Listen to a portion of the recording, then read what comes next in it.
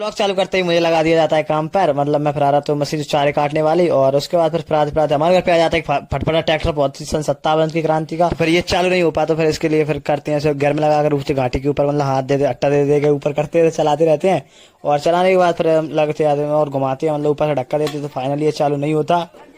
और का पीछे कर रहा है, और का कर तू कैसे मजा आ रहा हंडल में चालू हो जाए तो हंडल से सलाई तो करते हैं।